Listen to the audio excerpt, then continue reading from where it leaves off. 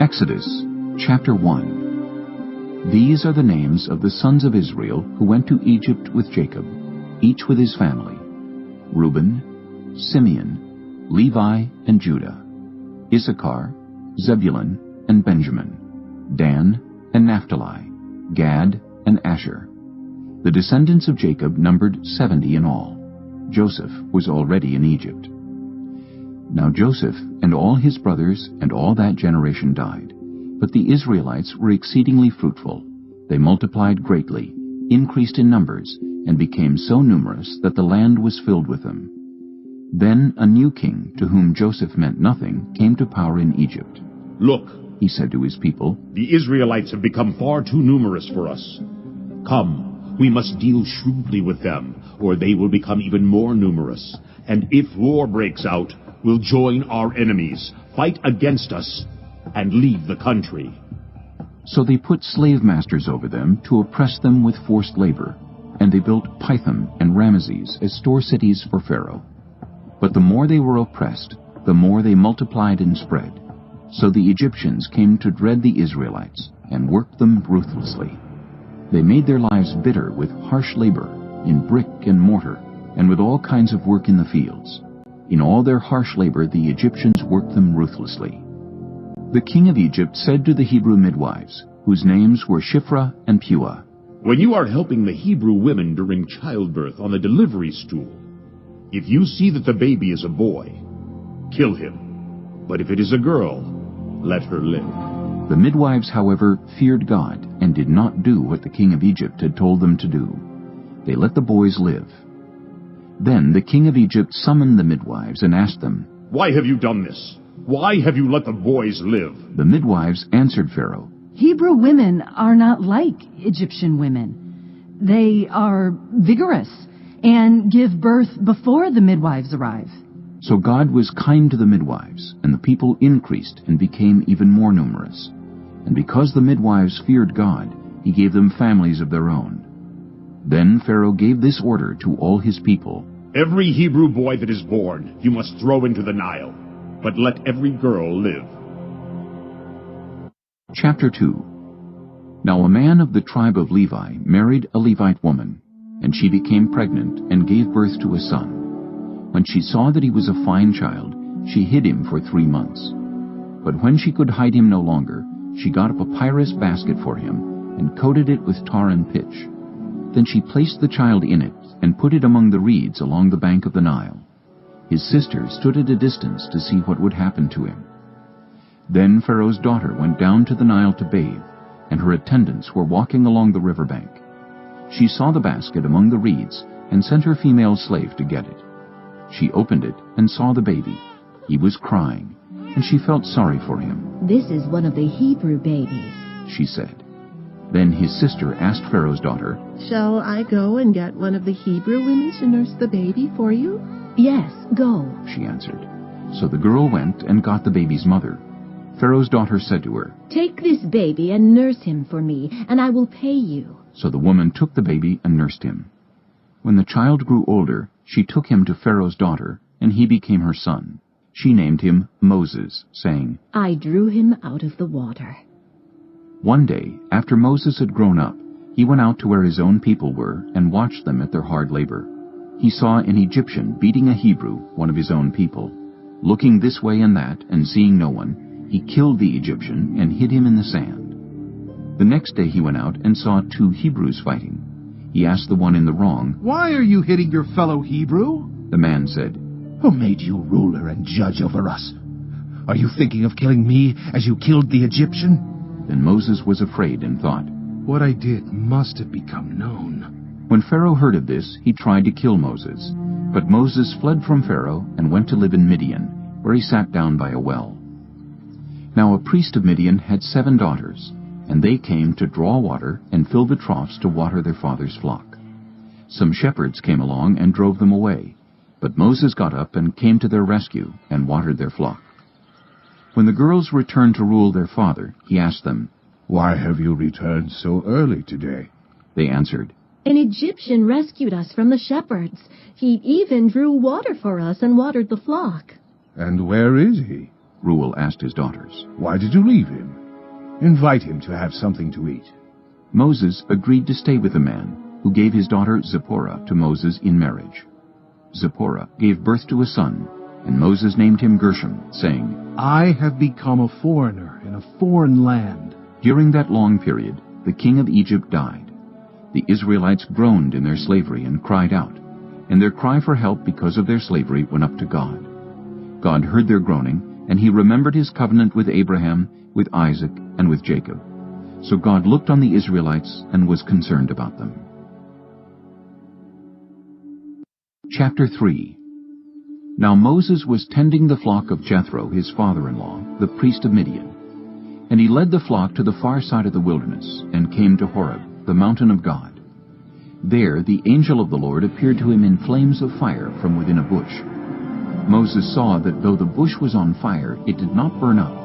So Moses thought, I will go over and see this strange sight, why the bush does not burn up.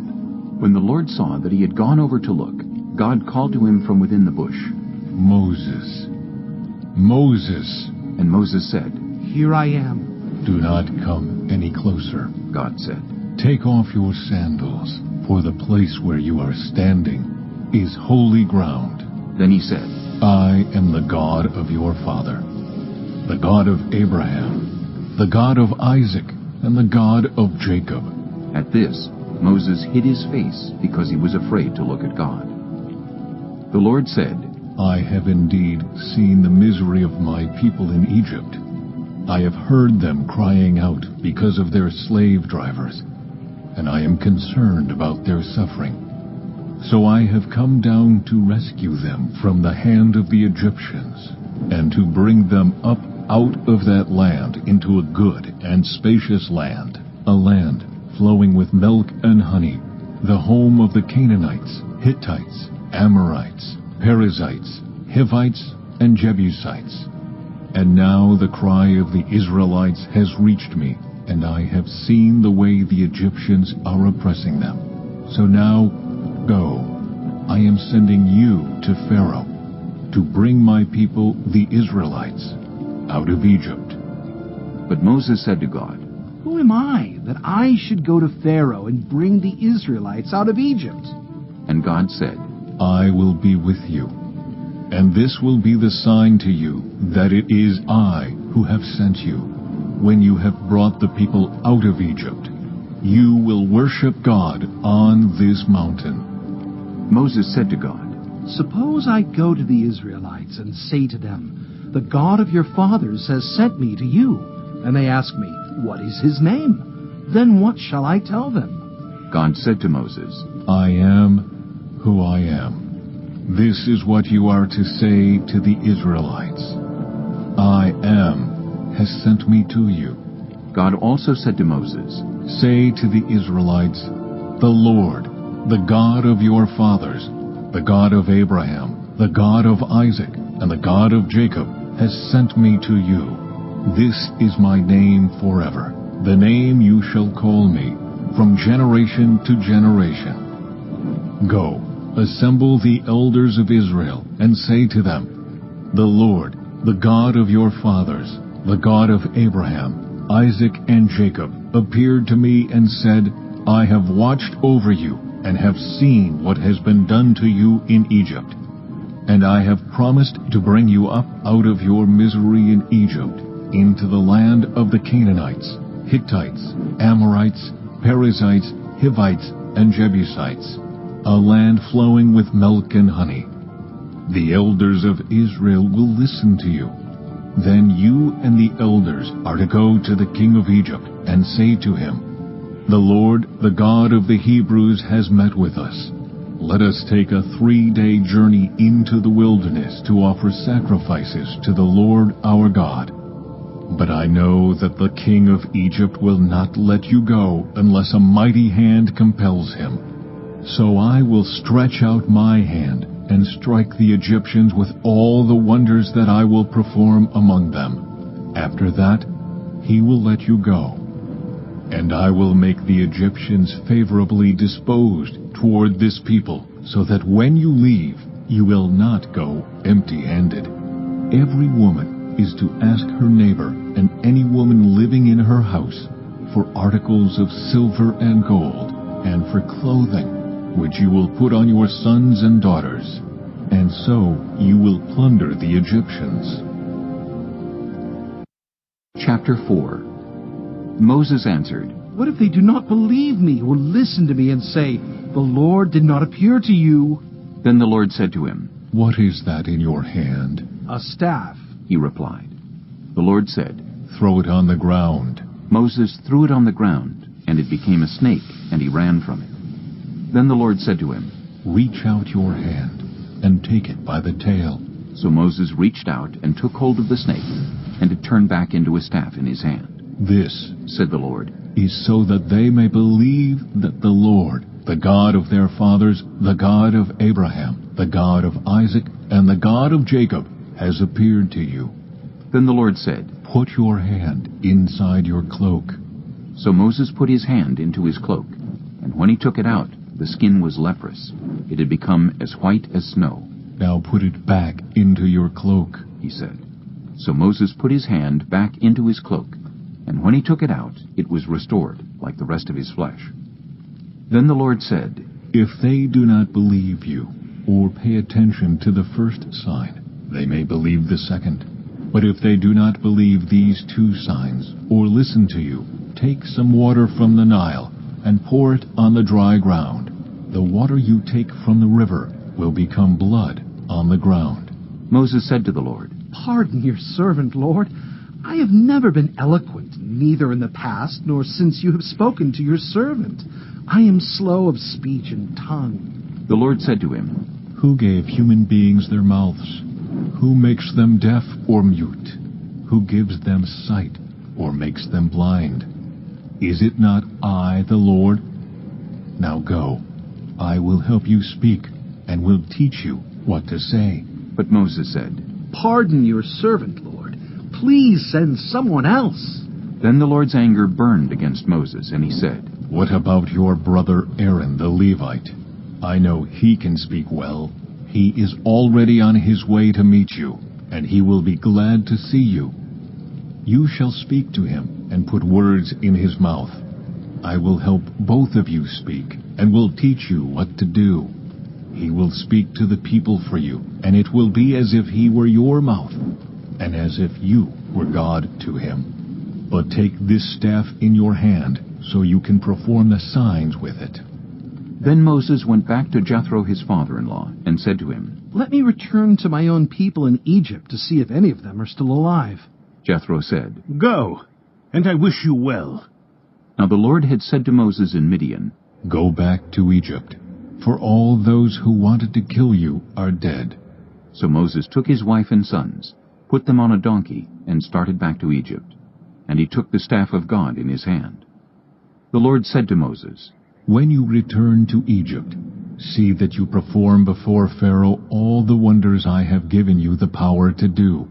But I will harden his heart, so that he will not let the people go. Then say to Pharaoh, This is what the Lord says. Israel is my firstborn son, and I told you, Let my son go, so he may worship me. But you refused to let him go, so I will kill your firstborn son. At a lodging place on the way, the Lord met Moses, and was about to kill him. But Zipporah took a flint knife, cut off her son's foreskin, and touched Moses' feet with it. Surely you are a bridegroom of blood to me, she said. So the Lord let him alone. At that time she said, Bridegroom of blood, referring to circumcision. The Lord said to Aaron, Go into the wilderness to meet Moses. So he met Moses at the mountain of God and kissed him. Then Moses told Aaron everything the Lord had sent him to say, and also about all the signs he had commanded him to perform. Moses and Aaron brought together all the elders of the Israelites, and Aaron told them everything the Lord had said to Moses. He also performed the signs before the people, and they believed. And when they heard that the Lord was concerned about them, and had seen their misery, they bowed down and worshipped. Chapter 5. Afterward, Moses and Aaron went to Pharaoh and said, This is what the Lord, the God of Israel, says. Let my people go, so that they may hold a festival to me in the wilderness. Pharaoh said, Who is the Lord that I should obey him and let Israel go? I do not know the Lord, and I will not let Israel go. Then they said, The God of the Hebrews has met with us. Now let us take a 3-day journey into the wilderness to offer sacrifices to the Lord our God, or he may strike us with plagues or with the sword. But the king of Egypt said, Moses and Aaron, why are you taking the people away from their labor? Get back to your work. Then Pharaoh said, Look, the people of the land are now numerous, and you are stopping them from working. That same day Pharaoh gave this order to the slave drivers and overseers in charge of the people. You are no longer to supply the people with straw for making bricks. Let them go and gather their own straw. But require them to make the same number of bricks as before. Don't reduce the quota. They are lazy. That is why they are crying out, Let us go and sacrifice to our God. Make the work harder for the people, so that they keep working and pay no attention to lies. Then the slave drivers and the overseers went out and said to the people, This is what Pharaoh says. I will not give you any more straw. Go and get your own straw wherever you can find it, but your work will not be reduced at all. So the people scattered all over Egypt to gather stubble to use for straw. The slave drivers kept pressing them, saying, Complete the work required of you for each day, just as when you had straw. And Pharaoh's slave drivers beat the Israelite overseers they had appointed, demanding, Why haven't you met your quota of bricks yesterday or today, as before? Then the Israelite overseers went and appealed to Pharaoh. Why have you treated your servants this way? Your servants are given no straw, yet we are told, Make bricks! Your servants are being beaten, but the fault is with your own people. Pharaoh said, Lazy, that's what you are, lazy. That is why you keep saying, Let us go and sacrifice to the Lord. Now get to work. You will not be given any straw, yet you must produce your full quota of bricks.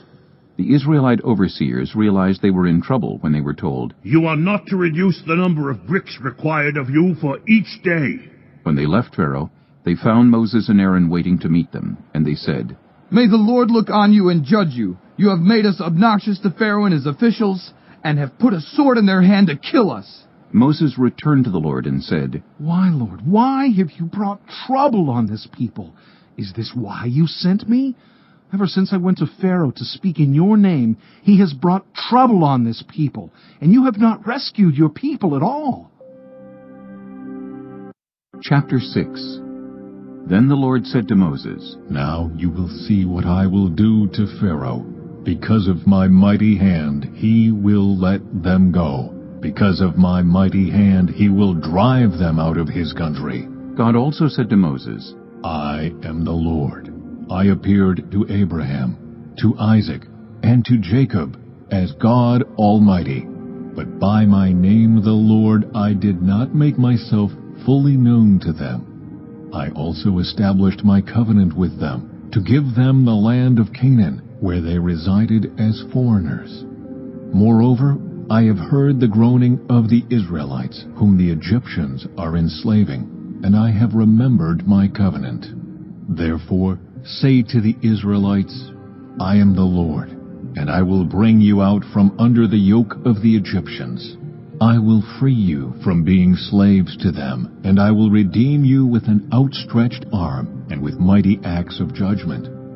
I will take you as my own people, and I will be your God. Then you will know that I am the Lord your God, who brought you out from under the yoke of the Egyptians. And I will bring you to the land I swore with uplifted hand to give to Abraham, to Isaac, and to Jacob. I will give it to you as a possession. I am the Lord. Moses reported this to the Israelites, but they did not listen to him because of their discouragement and harsh labor. Then the Lord said to Moses, Go tell Pharaoh, king of Egypt, to let the Israelites go out of his country.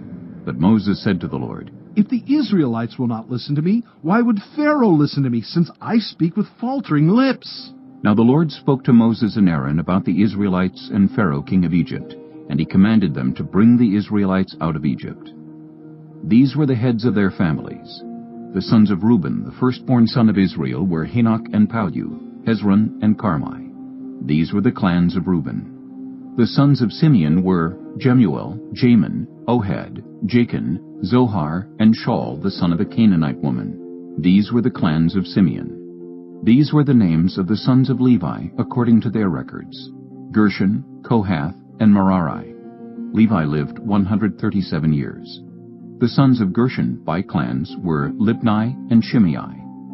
The sons of Kohath were Amram, Izhar, Hebron, and Uzziel. Kohath lived 133 years. The sons of Merari were Malai and Mushi. These were the clans of Levi according to their records. Amram married his father's sister Jochebed, who bore him Aaron and Moses. Amram lived 137 years. The sons of Izhar were Korah, Nepheg, and Zichri. The sons of Uzziel were Mishael, Elzaphan, and Sithri. Aaron married Elisheba, daughter of Amminadab, and sister of Nahshon, and she bore him Nadab and Abihu, Eleazar, and Ithamar. The sons of Korah were Asher, Elkanah, and Abiasaph. These were the Korahite clans. Eleazar, son of Aaron, married one of the daughters of Putiel, and she bore him Phinehas. These were the heads of the Levite families, clan by clan. It was this Aaron and Moses to whom the Lord said, "Bring the Israelites out of Egypt by their divisions." They were the ones who spoke to Pharaoh, king of Egypt, about bringing the Israelites out of Egypt, this same Moses and Aaron. Now when the Lord spoke to Moses in Egypt, he said to him, "I am the Lord. Tell Pharaoh, king of Egypt, everything I tell you." But Moses said to the Lord, "Since I speak with faltering lips, why would Pharaoh listen to me?" Chapter 7. Then the Lord said to Moses, "See, I have made you like God to Pharaoh, and your brother Aaron will be your prophet. You are to say everything I command you, and your brother Aaron is to tell Pharaoh to let the Israelites go out of his country. But I will harden Pharaoh's heart, and though I multiply my signs and wonders in Egypt, he will not listen to you.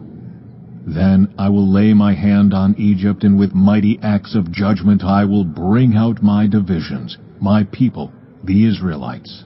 And the Egyptians will know that I am the Lord when I stretch out my hand against Egypt and bring the Israelites out of it." Moses and Aaron did just as the Lord commanded them. Moses was 80 years old, and Aaron 83 when they spoke to Pharaoh.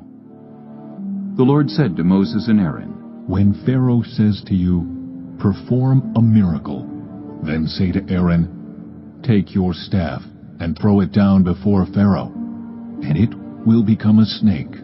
So Moses and Aaron went to Pharaoh and did just as the Lord commanded. Aaron threw his staff down in front of Pharaoh and his officials, and it became a snake. Pharaoh then summoned wise men and sorcerers, and the Egyptian magicians also did the same things by their secret arts. Each one threw down his staff, and it became a snake. But Aaron's staff swallowed up their staffs. Yet Pharaoh's heart became hard, and he would not listen to them, just as the Lord had said. Then the Lord said to Moses, "Pharaoh's heart is unyielding. He refuses to let the people go. Go to Pharaoh in the morning as he goes out to the river. Confront him on the bank of the Nile, and take in your hand the staff that was changed into a snake. Then say to him, 'The Lord, the God of the Hebrews, has sent me to say to you, let my people go, so that they may worship me in the wilderness. But until now you have not listened. This is what the Lord says. By this you will know that I am the Lord. With the staff that is in my hand, I will strike the water of the Nile, and it will be changed into blood. The fish in the Nile will die, and the river will stink. The Egyptians will not be able to drink its water." The Lord said to Moses, "Tell Aaron, take your staff and stretch out your hand over the waters of Egypt, over the streams and canals, over the ponds and all the reservoirs, and they will turn to blood. Blood will be everywhere in Egypt, even in vessels of wood and stone." Moses and Aaron did just as the Lord had commanded. He raised his staff in the presence of Pharaoh and his officials, and struck the water of the Nile, and all the water was changed into blood. The fish in the Nile died, and the river smelled so bad that the Egyptians could not drink its water. Blood was everywhere in Egypt. But the Egyptian magicians did the same things by their secret arts, and Pharaoh's heart became hard. He would not listen to Moses and Aaron, just as the Lord had said. Instead, he turned and went into his palace, and did not take even this to heart. And all the Egyptians dug along the Nile to get drinking water, because they could not drink the water of the river. 7 days passed after the Lord struck the Nile. Chapter 8. Then the Lord said to Moses, Go to Pharaoh and say to him, This is what the Lord says, Let my people go, so that they may worship me. If you refuse to let them go, I will send a plague of frogs on your whole country. The Nile will teem with frogs. They will come up into your palace, and your bedroom, and onto your bed, into the houses of your officials, and on your people, and into your ovens and kneading troughs. The frogs will come up on you and your people and all your officials. Then the Lord said to Moses, Tell Aaron, Stretch out your hand with your staff over the streams and canals and ponds, and make frogs come up on the land of Egypt. So Aaron stretched out his hand over the waters of Egypt, and the frogs came up and covered the land. But the magicians did the same things by their secret arts. They also made frogs come up on the land of Egypt. Pharaoh summoned Moses and Aaron and said, Pray to the Lord to take the frogs away from me and my people, and I will let your people go to offer sacrifices to the Lord. Moses said to Pharaoh, I leave to you the honor of setting the time for me to pray for you and your officials and your people, that you and your houses may be rid of the frogs, except for those that remain in the Nile. Tomorrow, Pharaoh said. Moses replied, It will be as you say, so that you may know there is no one like the Lord our God. The frogs will leave you and your houses, your officials and your people. They will remain only in the Nile. After Moses and Aaron left Pharaoh, Moses cried out to the Lord about the frogs he had brought on Pharaoh. And the Lord did what Moses asked. The frogs died in the houses, in the courtyards, and in the fields. They were piled into heaps, and the land reeked of them. But when Pharaoh saw that there was relief, he hardened his heart and would not listen to Moses and Aaron, just as the Lord had said. Then the Lord said to Moses, Tell Aaron, Stretch out your staff and strike the dust of the ground, and throughout the land of Egypt the dust will become gnats. They did this, and when Aaron stretched out his hand with the staff and struck the dust of the ground, gnats came on people and animals. All the dust throughout the land of Egypt became gnats. But when the magicians tried to produce gnats by their secret arts, they could not. Since the gnats were on people and animals everywhere, the magician said to Pharaoh, This is the finger of God. But Pharaoh's heart was hard, and he would not listen, just as the Lord had said. Then the Lord said to Moses, Get up early in the morning, and confront Pharaoh as he goes to the river, and say to him, This is what the Lord says, Let my people go, so that they may worship me. If you do not let my people go, I will send swarms of flies on you and your officials, on your people and into your houses.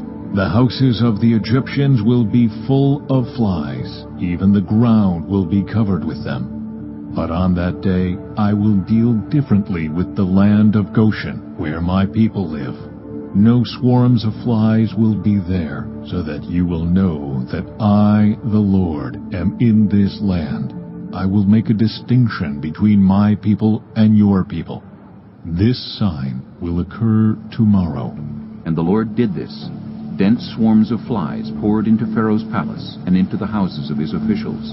Throughout Egypt the land was ruined by the flies. Then Pharaoh summoned Moses and Aaron and said, Go sacrifice to your God here in the land. But Moses said, That would not be right. The sacrifices we offer the Lord our God would be detestable to the Egyptians. And if we offer sacrifices that are detestable in their eyes, will they not stone us? We must take a 3-day journey into the wilderness, to offer sacrifices to the Lord our God, as he commands us." Pharaoh said, "I will let you go to offer sacrifices to the Lord your God in the wilderness, but you must not go very far. Now pray for me." Moses answered, "As soon as I leave you, I will pray to the Lord, and tomorrow the flies will leave Pharaoh and his officials and his people. Only let Pharaoh be sure that he does not act deceitfully again by not letting the people go to offer sacrifices to the Lord." Then Moses left Pharaoh and prayed to the Lord. And the Lord did what Moses asked. The flies left Pharaoh and his officials and his people. Not a fly remained. But this time also Pharaoh hardened his heart and would not let the people go. Chapter 9. Then the Lord said to Moses, "Go to Pharaoh and say to him, 'This is what the Lord, the God of the Hebrews, says. Let my people go, so that they may worship me. If you refuse to let them go, and continue to hold them back, the hand of the Lord will bring a terrible plague on your livestock in the field, on your horses, donkeys, and camels, and on your cattle, sheep, and goats. But the Lord will make a distinction between the livestock of Israel and that of Egypt, so that no animal belonging to the Israelites will die.'" The Lord set a time and said, "Tomorrow the Lord will do this in the land." And the next day the Lord did it. All the livestock of the Egyptians died, but not one animal belonging to the Israelites died. Pharaoh investigated and found that not even one of the animals of the Israelites had died. Yet his heart was unyielding, and he would not let the people go. Then the Lord said to Moses and Aaron, "Take handfuls of soot from a furnace, and have Moses toss it into the air in the presence of Pharaoh. It will become fine dust over the whole land of Egypt, and festering boils will break out on people and animals throughout the land." So they took soot from a furnace and stood before Pharaoh. Moses tossed it into the air, and festering boils broke out on people and animals. The magicians could not stand before Moses because of the boils that were on them and on all the Egyptians. But the Lord hardened Pharaoh's heart, and he would not listen to Moses and Aaron, just as the Lord had said to Moses. Then the Lord said to Moses, "Get up early in the morning, confront Pharaoh and say to him, 'This is what the Lord, the God of the Hebrews, says. Let my people go, so that they may worship me. Or this time I will send the full force of my plagues against you, and against your officials and your people, so you may know that there is no one like me in all the earth. For by now I could have stretched out my hand and struck you and your people with a plague that would have wiped you off the earth. But I have raised you up for this very purpose, that I might show you my power, and that my name might be proclaimed in all the earth. You still set yourself against my people and will not let them go. Therefore, at this time tomorrow, I will send the worst hailstorm that has ever fallen on Egypt, from the day it was founded till now. Give an order now to bring your livestock and everything you have in the field to a place of shelter, because the hail will fall on every person and animal that has not been brought in and is still out in the field, and they will die." Those officials of Pharaoh who feared the word of the Lord hurried to bring their slaves and their livestock inside. But those who ignored the word of the Lord left their slaves and livestock in the field. Then the Lord said to Moses, "Stretch out your hand toward the sky, so that hail will fall all over Egypt, on people and animals, and on everything growing in the fields of Egypt." When Moses stretched out his staff toward the sky, the Lord sent thunder and hail, and lightning flashed down to the ground. So the Lord rained hail on the land of Egypt. Hail fell, and lightning flashed back and forth. It was the worst storm in all the land of Egypt since it had become a nation. Throughout Egypt, hail struck everything in the fields, both people and animals. It beat down everything growing in the fields, and stripped every tree. The only place it did not hail was the land of Goshen, where the Israelites were. Then Pharaoh summoned Moses and Aaron. "This time I have sinned," he said to them. "The Lord is in the right, and I and my people are in the wrong. Pray to the Lord, for we have had enough thunder and hail. I will let you go. You don't have to stay any longer." Moses replied, When I have gone out of the city, I will spread out my hands in prayer to the Lord. The thunder will stop, and there will be no more hail, so you may know that the earth is the Lord's. But I know that you and your officials still do not fear the Lord God. The flax and barley were destroyed, since the barley had headed and the flax was in bloom.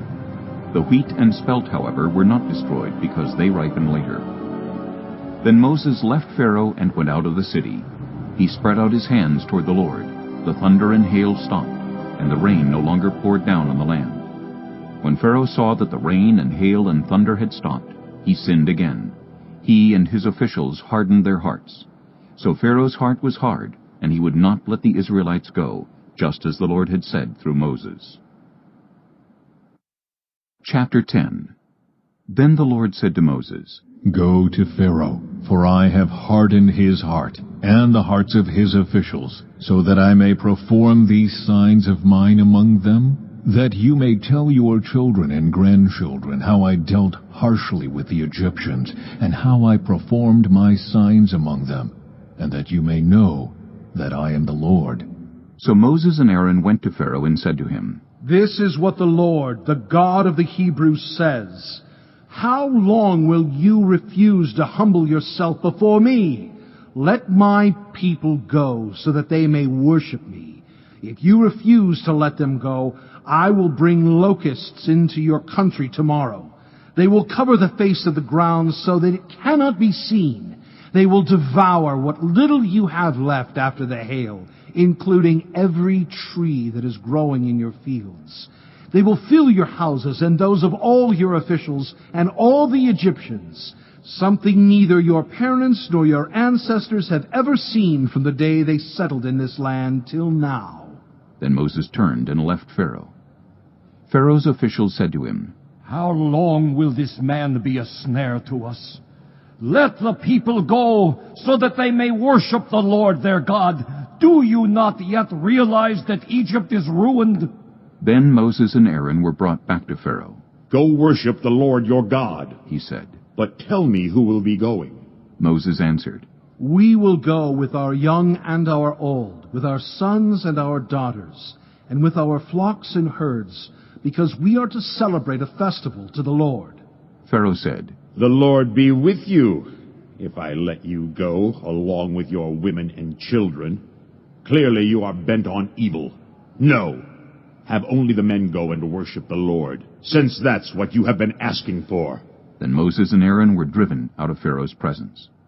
And the Lord said to Moses, Stretch out your hand over Egypt, so that locusts swarm over the land and devour everything growing in the fields, everything left by the hail. So Moses stretched out his staff over Egypt, and the Lord made an east wind blow across the land all that day and all that night. By morning the wind had brought the locusts. They invaded all Egypt and settled down in every area of the country in great numbers.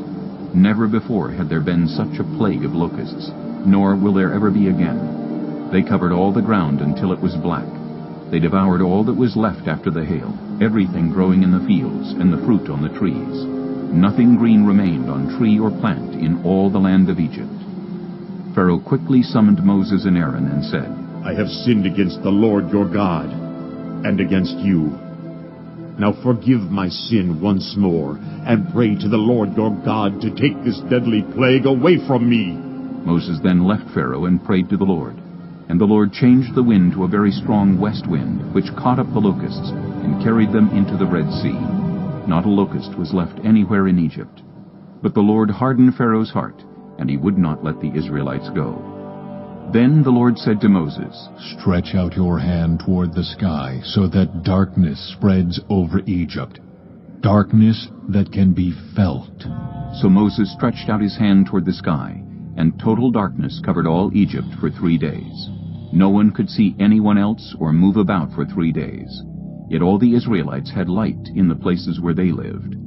Then Pharaoh summoned Moses and said, Go, worship the Lord. Even your women and children may go with you. Only leave your flocks and herds behind. But Moses said, You must allow us to have sacrifices and burnt offerings to present to the Lord our God. Our livestock too must go with us. Not a hoof is to be left behind. We have to use some of them in worshiping the Lord our God, and until we get there, we will not know what we are to use to worship the Lord. But the Lord hardened Pharaoh's heart, and he was not willing to let them go. Pharaoh said to Moses, Get out of my sight. Make sure you do not appear before me again. The day you see my face, you will die. Just as you say, Moses replied. I will never appear before you again.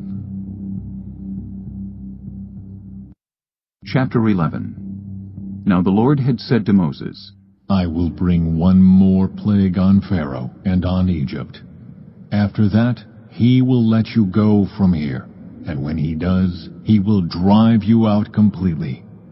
Tell the people that men and women alike are to ask their neighbors for articles of silver and gold.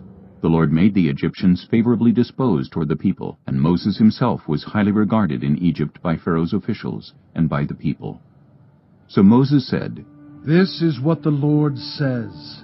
About midnight I will go throughout Egypt.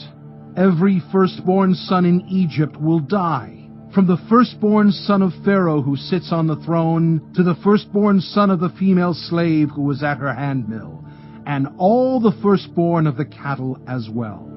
There will be loud wailing throughout Egypt, worse than there has ever been or ever will be again. But among the Israelites, not a dog will bark at any person or animal. Then you will know that the Lord makes a distinction between Egypt and Israel. All these officials of yours will come to me, bowing down before me and saying, Go, you and all the people who follow you. After that, I will leave. Then Moses, hot with anger, left Pharaoh. The Lord had said to Moses, Pharaoh will refuse to listen to you, so that my wonders may be multiplied in Egypt. Moses and Aaron performed all these wonders before Pharaoh, but the Lord hardened Pharaoh's heart, and he would not let the Israelites go out of his country. Chapter 12.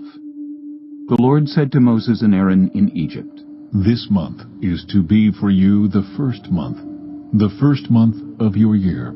Tell the whole community of Israel that on the 10th day of this month each man is to take a lamb for his family, one for each household. If any household is too small for a whole lamb, they must share one with their nearest neighbor, having taken into account the number of people there are. You are to determine the amount of lamb needed in accordance with what each person will eat.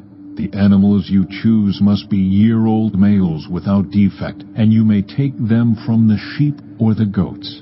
Take care of them until the 14th day of the month, when all the members of the community of Israel must slaughter them at twilight. Then they are to take some of the blood and put it on the sides and tops of the door frames of the houses where they eat the lambs. That same night they are to eat the meat roasted over the fire, along with bitter herbs and bread made without yeast. Do not eat the meat raw or boiled in water, but roasted over a fire, with the head, legs, and internal organs. Do not leave any of it till morning. If some is left till morning, you must burn it. This is how you are to eat it, with your cloak tucked into your belt, your sandals on your feet, and your staff in your hand. Eat it in haste. It is the Lord's Passover. On that same night I will pass through Egypt and strike down every firstborn of both people and animals. And I will bring judgment on all the gods of Egypt. I am the Lord. The blood will be a sign for you on the houses where you are. And when I see the blood, I will pass over you. No destructive plague will touch you when I strike Egypt. This is a day you are to commemorate. For the generations to come, you shall celebrate it as a festival to the Lord, a lasting ordinance. For 7 days you are to eat bread made without yeast. On the first day remove the yeast from your houses, for whoever eats anything with yeast in it from the first day through the 7th must be cut off from Israel. On the first day hold a sacred assembly, and another one on the 7th day. Do no work at all on these days, except to prepare food for everyone to eat. That is all you may do. Celebrate the festival of unleavened bread, because it was on this very day that I brought your divisions out of Egypt. Celebrate this day as a lasting ordinance for the generations to come. In the first month you are to eat bread made without yeast, from the evening of the 14th day until the evening of the 21st day. For 7 days no yeast is to be found in your houses, and anyone, whether foreigner or native-born, who eats anything with yeast in it must be cut off from the community of Israel. Eat nothing made with yeast. Wherever you live, you must eat unleavened bread. Then Moses summoned all the elders of Israel and said to them, Go at once and select the animals for your families and slaughter the Passover lamb. Take a bunch of hyssop, dip it into the blood in the basin, and put some of the blood on the top and on both sides of the doorframe. None of you shall go out of the door of your house until morning.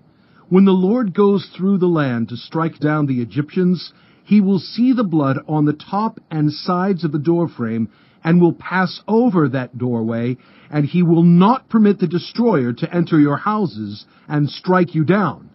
Obey these instructions as a lasting ordinance for you and your descendants. When you enter the land that the Lord will give you as he promised, observe this ceremony. And when your children ask you, What does this ceremony mean to you? Then tell them, It is the Passover sacrifice to the Lord, who passed over the houses of the Israelites in Egypt and spared our homes when he struck down the Egyptians. Then the people bowed down and worshipped.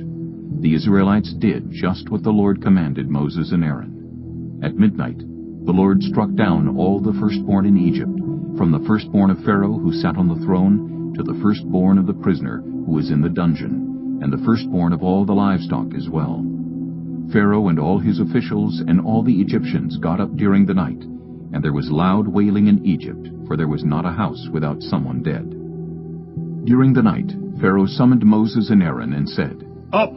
Leave my people, you and the Israelites. Go, worship the Lord as you have requested. Take your flocks and herds as you have said, and go! And also bless me. The Egyptians urged the people to hurry and leave the country. For otherwise, they said, we will all die. So the people took their dough before the yeast was added, and carried it on their shoulders in kneading troughs wrapped in clothing. The Israelites did as Moses instructed, and asked the Egyptians for articles of silver and gold, and for clothing.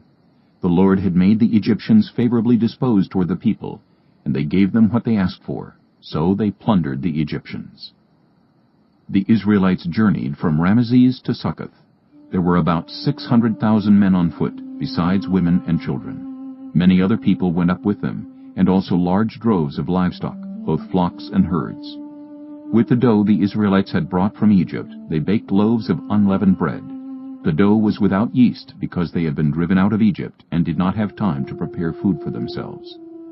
Now the length of time the Israelite people lived in Egypt was 430 years. At the end of the 430 years, to the very day, all the Lord's divisions left Egypt, because the Lord kept vigil that night to bring them out of Egypt. On this night, all the Israelites are to keep vigil to honor the Lord for the generations to come. The Lord said to Moses and Aaron, These are the regulations for the Passover meal. No foreigner may eat it. Any slave you have bought may eat it after you have circumcised him. But a temporary resident or a hired worker may not eat it. It must be eaten inside the house. Take none of the meat outside the house. Do not break any of the bones. The whole community of Israel must celebrate it. A foreigner residing among you who wants to celebrate the Lord's Passover must have all the males in his household circumcised. Then he may take part like one born in the land. No uncircumcised male may eat it. The same law applies both to the native-born and to the foreigner residing among you. All the Israelites did just what the Lord had commanded Moses and Aaron. And on that very day, the Lord brought the Israelites out of Egypt by their divisions. Chapter 13. The Lord said to Moses, Consecrate to me every firstborn male. The first offspring of every womb among the Israelites belongs to me, whether human or animal.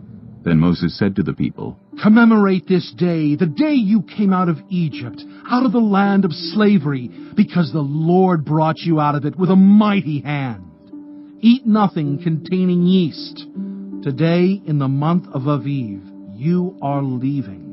When the Lord brings you into the land of the Canaanites, Hittites, Amorites, Hivites, and Jebusites, the land he swore to your ancestors to give you, a land flowing with milk and honey, you are to observe this ceremony in this month. For 7 days eat bread made without yeast, and on the 7th day hold a festival to the Lord. Eat unleavened bread during those 7 days. Nothing with yeast in it is to be seen among you, nor shall any yeast be seen anywhere within your borders. On that day tell your son, I do this because of what the Lord did for me when I came out of Egypt. This observance will be for you like a sign on your hand and a reminder on your forehead that this law of the Lord is to be on your lips. For the Lord brought you out of Egypt with his mighty hand. You must keep this ordinance at the appointed time, year after year. After the Lord brings you into the land of the Canaanites and gives it to you as he promised on oath to you and your ancestors, you are to give over to the Lord the first offspring of every womb. All the firstborn males of your livestock belong to the Lord. Redeem with a lamb every firstborn donkey. But if you do not redeem it, break its neck. Redeem every firstborn among your sons. In days to come, when your son asks you, What does this mean? Say to him, With a mighty hand the Lord brought us out of Egypt, out of the land of slavery. When Pharaoh stubbornly refused to let us go, the Lord killed the firstborn of both people and animals in Egypt. This is why I sacrifice to the Lord the first male offspring of every womb, and redeem each of my firstborn sons. And it will be like a sign on your hand and a symbol on your forehead that the Lord brought us out of Egypt with his mighty hand. When Pharaoh let the people go, God did not lead them on the road through the Philistine country, though that was shorter. For God said, If they face war, they might change their minds and return to Egypt. So God led the people around by the desert road toward the Red Sea. The Israelites went up out of Egypt ready for battle. Moses took the bones of Joseph with him, because Joseph had made the Israelites swear an oath. He had said, God will surely come to your aid, and then you must carry my bones up with you from this place. After leaving Succoth, they camped at Etham on the edge of the desert. By day the Lord went ahead of them in a pillar of cloud to guide them on their way, and by night in a pillar of fire to give them light, so that they could travel by day or night. Neither the pillar of cloud by day nor the pillar of fire by night left its place in front of the people. Chapter 14. Then the Lord said to Moses, Tell the Israelites to turn back and encamp near Pi-hahiroth, between Migdol and the sea. They are to encamp by the sea, directly opposite Baal-Zephon. Pharaoh will think the Israelites are wandering around the land in confusion, hemmed in by the desert, and I will harden Pharaoh's heart, and he will pursue them. But I will gain glory for myself through Pharaoh and all his army, and the Egyptians will know that I am the Lord. So the Israelites did this. When the king of Egypt was told that the people had fled, Pharaoh and his officials changed their minds about them, and said, What have we done? We have let the Israelites go, and have lost their services. So he had his chariot made ready, and took his army with him. He took 600 of the best chariots, along with all the other chariots of Egypt, with officers over all of them. The Lord hardened the heart of Pharaoh, king of Egypt, so that he pursued the Israelites, who were marching out boldly. The Egyptians, all Pharaoh's horses and chariots, horsemen and troops, pursued the Israelites, and overtook them as they camped by the sea near Pi-Hahiroth, opposite Baal-Zephon. As Pharaoh approached, the Israelites looked up, and there were the Egyptians marching after them. They were terrified and cried out to the Lord.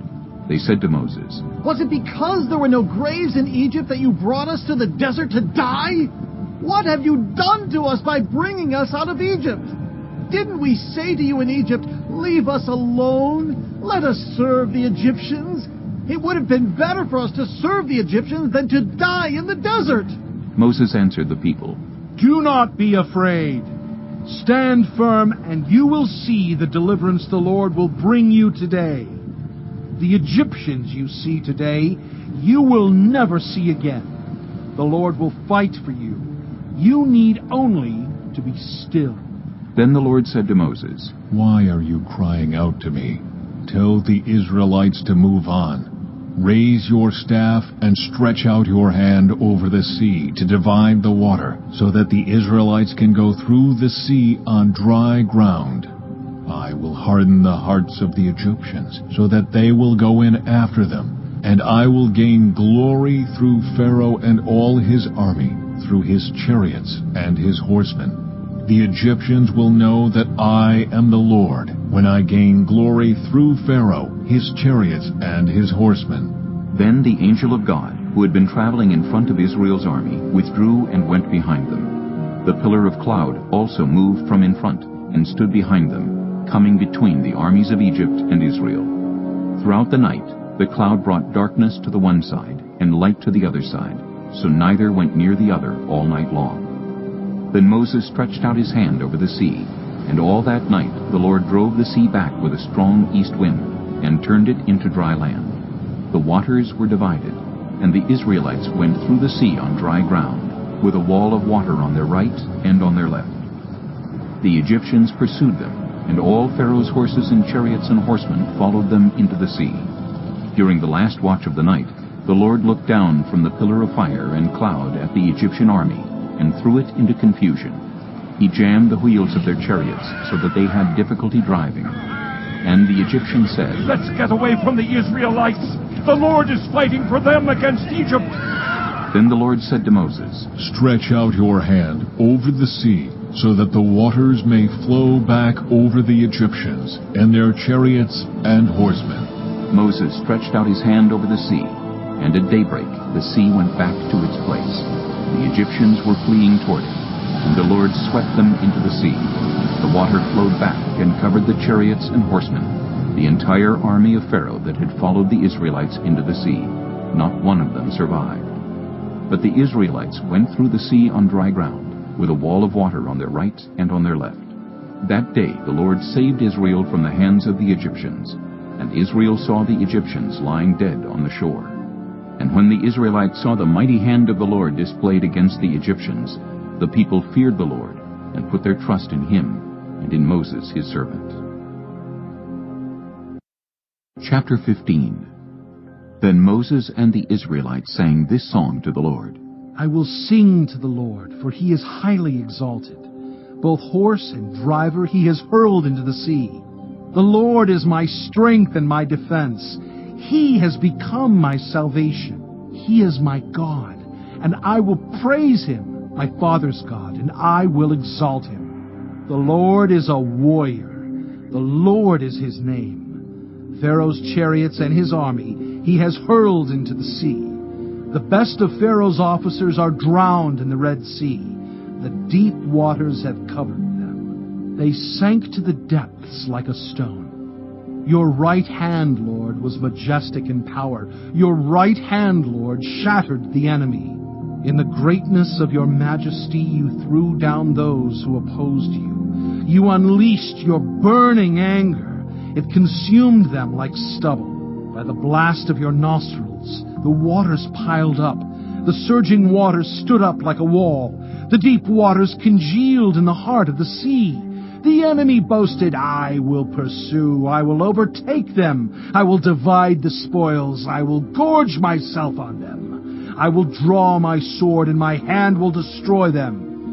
But you blew with your breath, and the sea covered them. They sank like lead in the mighty waters. Who among the gods is like you, Lord? Who is like you? Majestic in holiness, awesome in glory, working wonders. You stretch out your right hand, and the earth swallows your enemies. In your unfailing love you will lead the people you have redeemed. In your strength you will guide them to your holy dwelling. The nations will hear and tremble. Anguish will grip the people of Philistia. The chiefs of Edom will be terrified. The leaders of Moab will be seized with trembling. The people of Canaan will melt away. Terror and dread will fall on them. By the power of your arm they will be as still as a stone until your people pass by, Lord, until the people you bought pass by. You will bring them in and plant them on the mountain of your inheritance, the place, Lord, you made for your dwelling. The sanctuary, Lord, your hands established. The Lord reigns forever and ever. When Pharaoh's horses, chariots, and horsemen went into the sea, the Lord brought the waters of the sea back over them. But the Israelites walked through the sea on dry ground. Then Miriam the prophet, Aaron's sister, took a timbrel in her hand, and all the women followed her with timbrels and dancing. Miriam sang to them, "Sing to the Lord, for he is highly exalted. Both horse and driver he has hurled into the sea." Then Moses led Israel from the Red Sea, and they went into the desert of Shur. For 3 days they traveled in the desert without finding water. When they came to Marah, they could not drink its water because it was bitter. That is why the place is called Marah. So the people grumbled against Moses, saying, "What are we to drink?" Then Moses cried out to the Lord, and the Lord showed him a piece of wood. He threw it into the water, and the water became fit to drink. There the Lord issued a ruling and instruction for them, and put them to the test. He said, "If you listen carefully to the Lord your God, and do what is right in his eyes, if you pay attention to his commands and keep all his decrees, I will not bring on you any of the diseases I brought on the Egyptians, for I am the Lord who heals you." Then they came to Elim, where there were 12 springs and 70 palm trees, and they camped there near the water. Chapter 16. The whole Israelite community set out from Elim and came to the desert of Sin, which is between Elim and Sinai, on the 15th day of the 2nd month after they had come out of Egypt. In the desert, the whole community grumbled against Moses and Aaron. The Israelites said to them, "If only we had died by the Lord's hand in Egypt! There we sat around pots of meat and ate all the food we wanted. But you have brought us out into this desert to starve this entire assembly to death." Then the Lord said to Moses, "I will rain down bread from heaven for you. The people are to go out each day and gather enough for that day. In this way I will test them and see whether they will follow my instructions. On the 6th day they are to prepare what they bring in, and that is to be twice as much as they gather on the other days." So Moses and Aaron said to all the Israelites, "In the evening you will know that it was the Lord who brought you out of Egypt. And in the morning you will see the glory of the Lord, because he has heard your grumbling against him. Who are we that you should grumble against us?" Moses also said, "You will know that it was the Lord when he gives you meat to eat in the evening, and all the bread you want in the morning, because he has heard your grumbling against him. Who are we? You are not grumbling against us, but against the Lord." Then Moses told Aaron, "Say to the entire Israelite community, 'Come before the Lord, for he has heard your grumbling.'" While Aaron was speaking to the whole Israelite community, they looked toward the desert, and there was the glory of the Lord appearing in the cloud. The Lord said to Moses, "I have heard the grumbling of the Israelites. Tell them, at twilight you will eat meat, and in the morning you will be filled with bread. Then you will know that I am the Lord your God." That evening quail came and covered the camp, and in the morning there was a layer of dew around the camp. When the dew was gone, thin flakes like frost on the ground appeared on the desert floor. When the Israelites saw it, they said to each other, "What is it?" For they did not know what it was. Moses said to them, "It is the bread the Lord has given you to eat. This is what the Lord has commanded. Everyone is to gather as much as they need. Take an omer for each person you have in your tent." The Israelites did as they were told. Some gathered much, some little.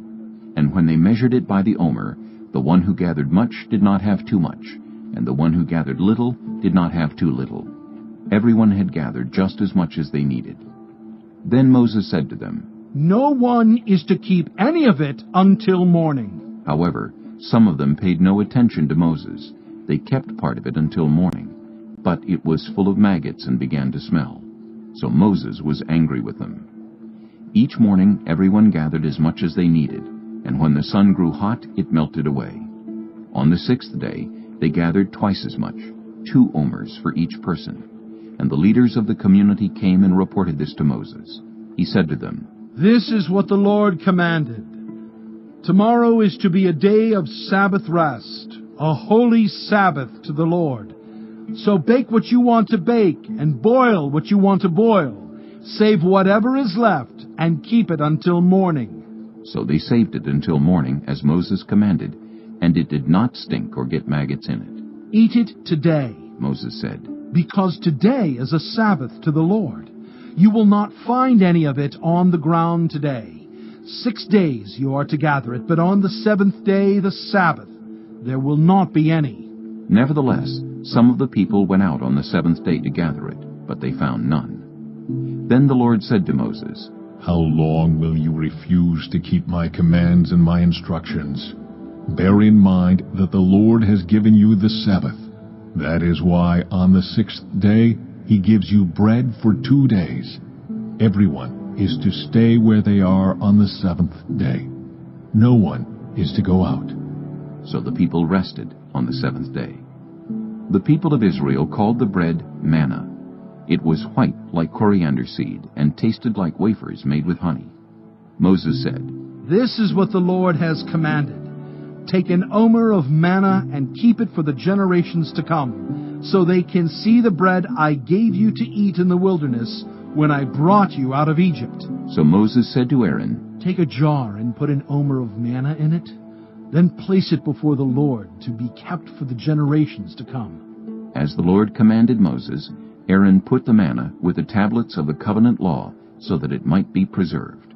The Israelites ate manna 40 years until they came to a land that was settled. They ate manna until they reached the border of Canaan. An omer is 1/10 of an ephah. Chapter 17. The whole Israelite community set out from the desert of Sin, traveling from place to place as the Lord commanded. They camped at Rephidim, but there was no water for the people to drink. So they quarreled with Moses and said, "Give us water to drink." Moses replied, "Why do you quarrel with me? Why do you put the Lord to the test?" But the people were thirsty for water there, and they grumbled against Moses.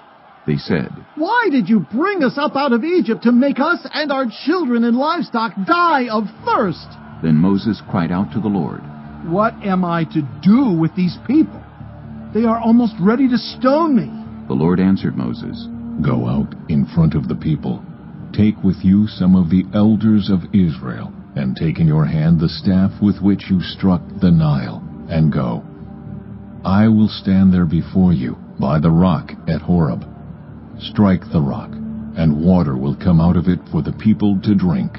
So Moses did this in the sight of the elders of Israel. And he called the place Massah and Meribah, because the Israelites quarreled, and because they tested the Lord, saying, "Is the Lord among us or not?" The Amalekites came and attacked the Israelites at Rephidim. Moses said to Joshua, "Choose some of our men and go out to fight the Amalekites. Tomorrow I will stand on top of the hill with the staff of God in my hands." So Joshua fought the Amalekites as Moses had ordered, and Moses, Aaron, and Hur went to the top of the hill. As long as Moses held up his hands, the Israelites were winning. But whenever he lowered his hands, the Amalekites were winning.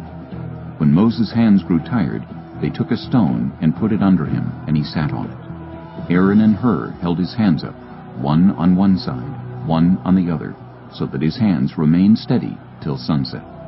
So Joshua overcame the Amalekite army with the sword.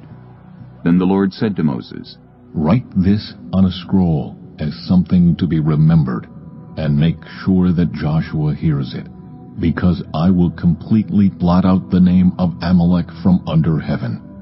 Moses built an altar and called it, "The Lord is my banner."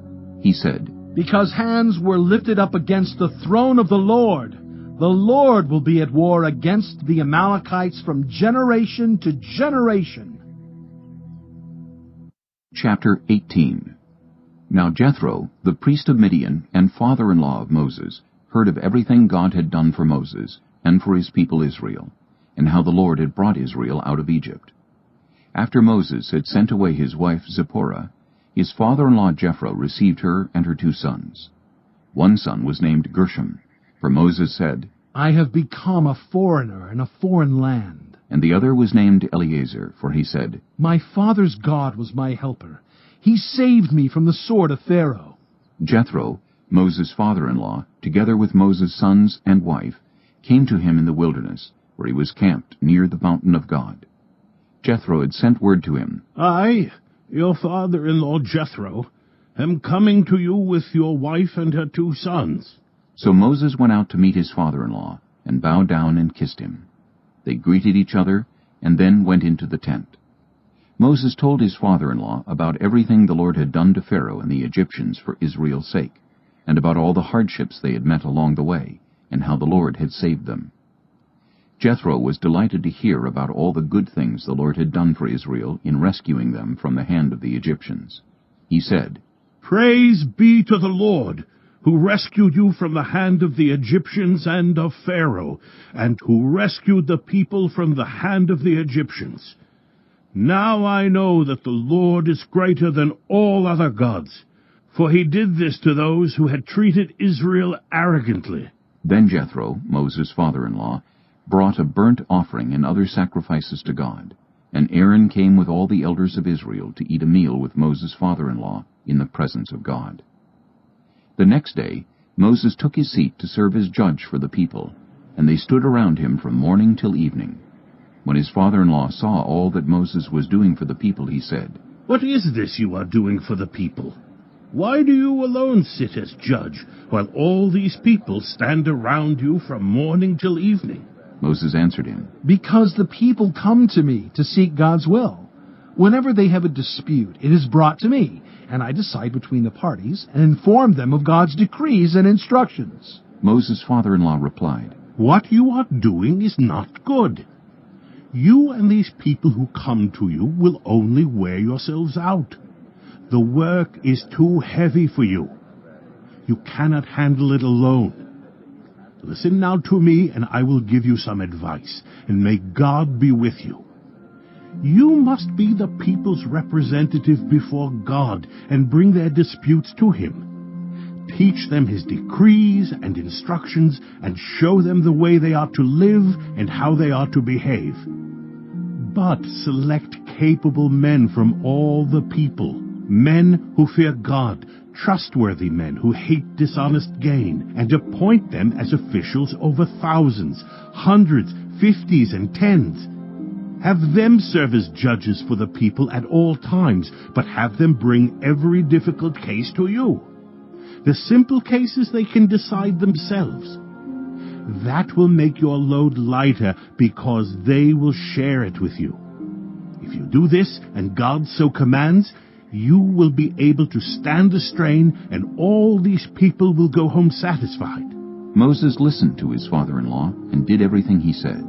He chose capable men from all Israel and made them leaders of the people, officials over thousands, hundreds, 50s, and 10s. They served as judges for the people at all times. The difficult cases they brought to Moses, but the simple ones they decided themselves. Then Moses sent his father-in-law on his way, and Jethro returned to his own country. Chapter 19. On the first day of the 3rd month after the Israelites left Egypt, on that very day, they came to the desert of Sinai. After they set out from Rephidim, they entered the desert of Sinai, and Israel camped there in the desert in front of the mountain.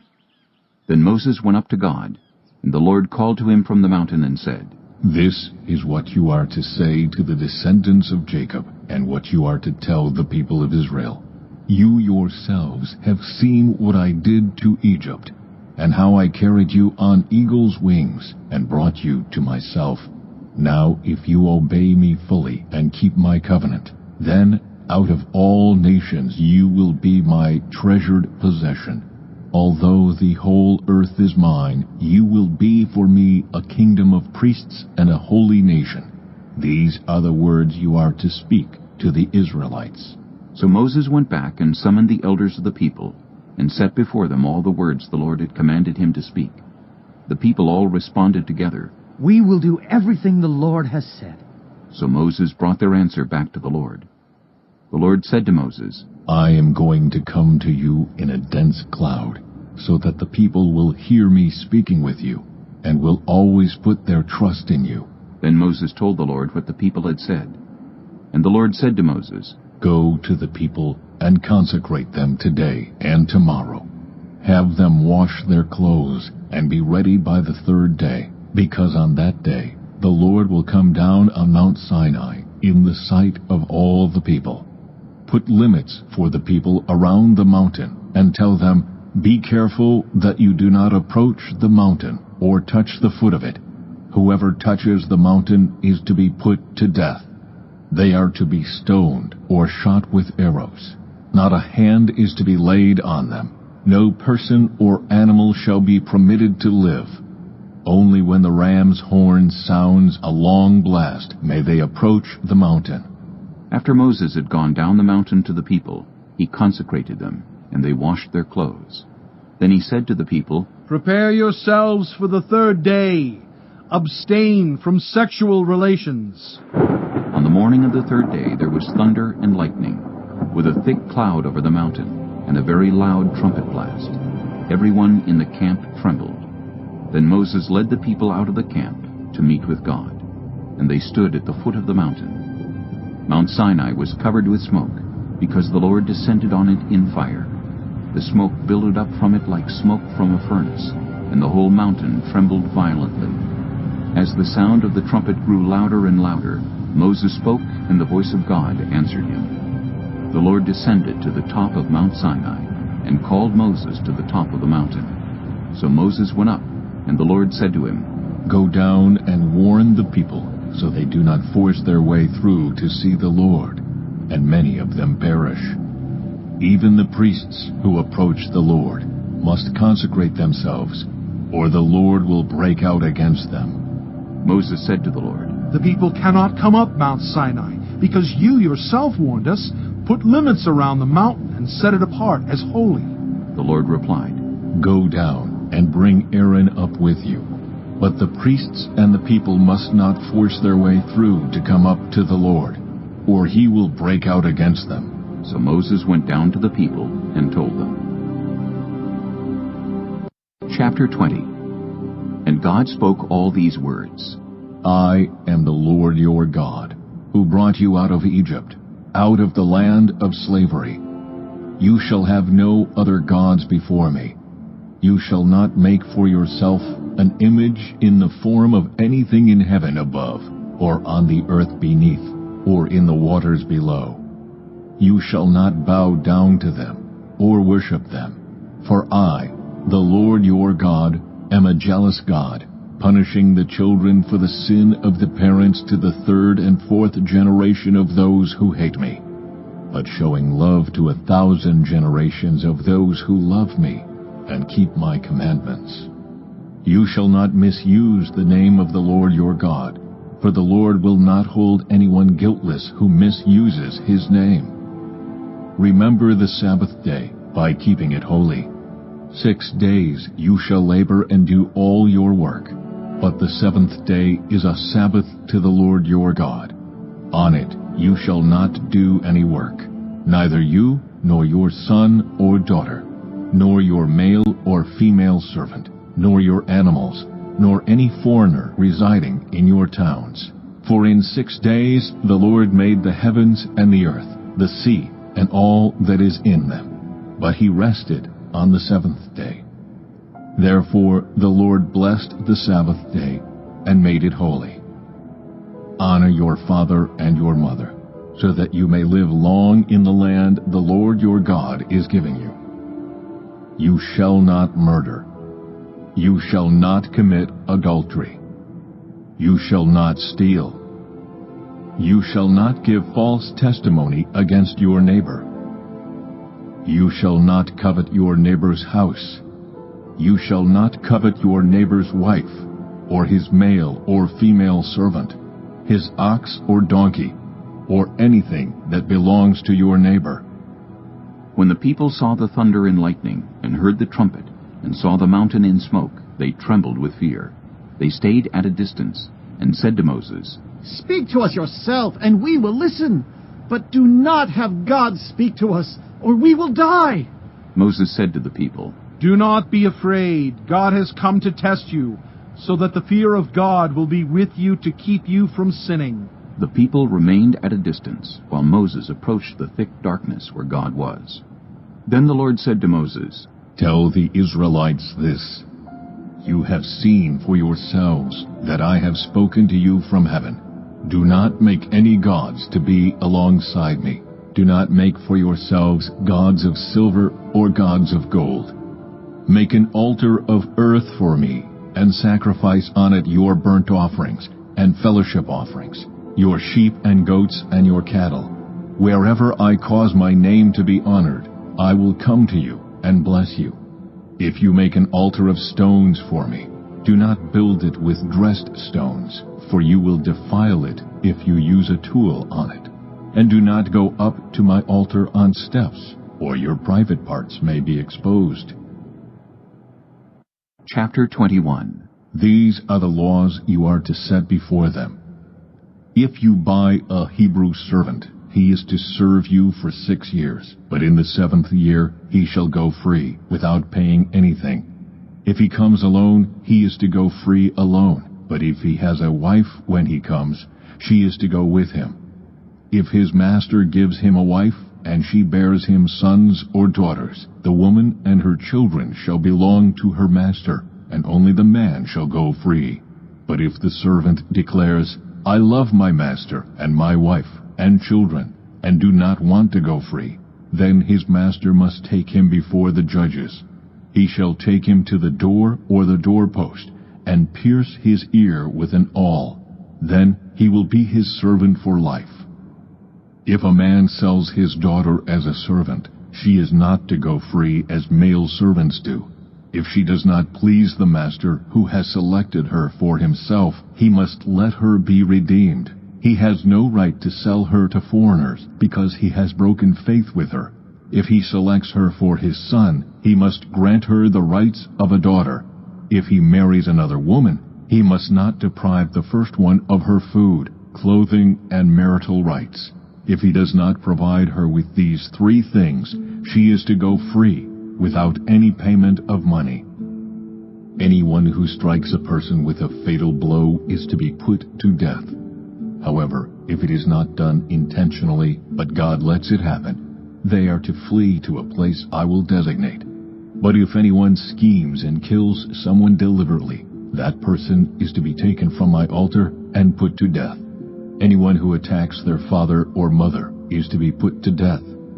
Anyone who kidnaps someone is to be put to death, whether the victim has been sold or is still in the kidnapper's possession. Anyone who curses their father or mother is to be put to death. If people quarrel and one person hits another with a stone or with their fist, and the victim does not die, but is confined to bed, the one who struck the blow will not be held liable if the other can get up and walk around outside with a staff. However, the guilty party must pay the injured person for any loss of time and see that the victim is completely healed. Anyone who beats their male or female slave with a rod must be punished if the slave dies as a direct result. But they are not to be punished if the slave recovers after a day or 2, since the slave is their property. If people are fighting and hit a pregnant woman and she gives birth prematurely, but there is no serious injury, the offender must be fined whatever the woman's husband demands and the court allows. But if there is serious injury, you are to take life for life, eye for eye, tooth for tooth, hand for hand, foot for foot, burn for burn, wound for wound, bruise for bruise. An owner who hits a male or female slave in the eye and destroys it must let the slave go free to compensate for the eye. And an owner who knocks out the tooth of a male or female slave must let the slave go free to compensate for the tooth. If a bull gores a man or woman to death, the bull is to be stoned to death, and its meat must not be eaten, but the owner of the bull will not be held responsible.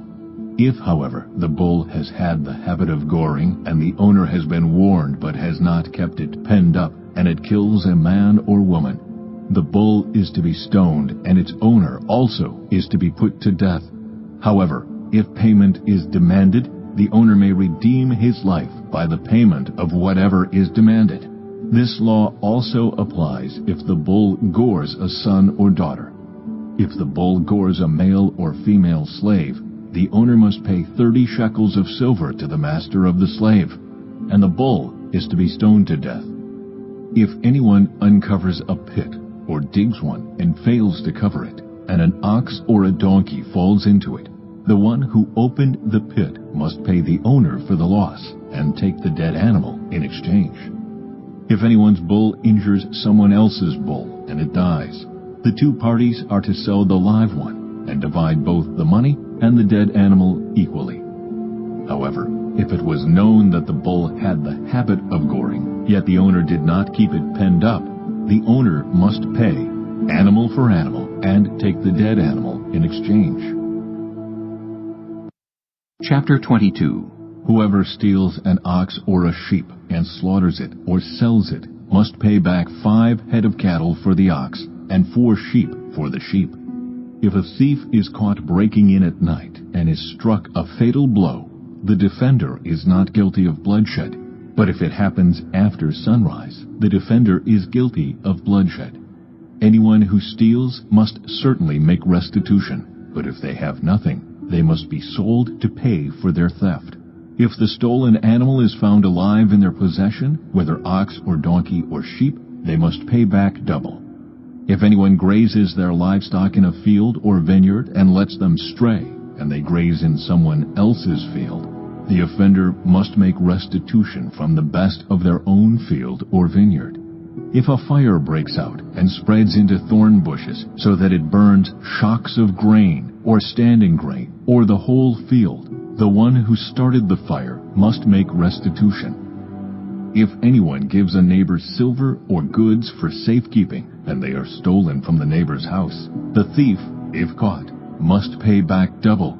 But if the thief is not found, the owner of the house must appear before the judges, and they must determine whether the owner of the house has laid hands on the other person's property. In all cases of illegal possession of an ox, a donkey, a sheep, a garment, or any other lost property about which somebody says, "This is mine," both parties are to bring their cases before the judges. The one whom the judges declare guilty must pay back double to the other. If anyone gives a donkey, an ox, a sheep, or any other animal to their neighbor for safekeeping, and it dies, or is injured, or is taken away while no one is looking, the issue between them will be settled by the taking of an oath before the Lord that the neighbor did not lay hands on the other person's property. The owner is to accept this, and no restitution is required. But if the animal was stolen from the neighbor, restitution must be made to the owner. If it was torn to pieces by a wild animal, the neighbor shall bring in the remains as evidence and shall not be required to pay for the torn animal. If anyone borrows an animal from their neighbor and it is injured or dies while the owner is not present, they must make restitution. But if the owner is with the animal, the borrower will not have to pay. If the animal was hired, the money paid for the hire covers the loss. If a man seduces a virgin who is not pledged to be married and sleeps with her, he must pay the bride price, and she shall be his wife. If her father absolutely refuses to give her to him, he must still pay the bride price for virgins. Do not allow a sorceress to live. Anyone who has sexual relations with an animal is to be put to death. Whoever sacrifices to any god other than the Lord must be destroyed. Do not mistreat or oppress a foreigner, for you were foreigners in Egypt. Do not take advantage of the widow or the fatherless. If you do and they cry out to me, I will certainly hear their cry. My anger will be aroused, and I will kill you with the sword. Your wives will become widows, and your children fatherless. If you lend money to one of my people among you who is needy, do not treat it like a business deal. Charge no interest. If you take your neighbor's cloak as a pledge, return it by sunset, because that cloak is the only covering your neighbor has. What else can they sleep in? When they cry out to me, I will hear, for I am compassionate. Do not blaspheme God or curse the ruler of your people. Do not hold back offerings from your granaries or your vats. You must give me the firstborn of your sons. Do the same with your cattle and your sheep. Let them stay with their mothers for 7 days, but give them to me on the 8th day. You are to be my holy people, so do not eat the meat of an animal torn by wild beasts. Throw it to the dogs. Chapter 23. Do not spread false reports. Do not help a guilty person by being a malicious witness. Do not follow the crowd in doing wrong. When you give testimony in a lawsuit, do not pervert justice by siding with the crowd, and do not show favoritism to a poor person in a lawsuit. If you come across your enemy's ox or donkey wandering off, be sure to return it. If you see the donkey of someone who hates you fallen down under its load, do not leave it there. Be sure you help them with it.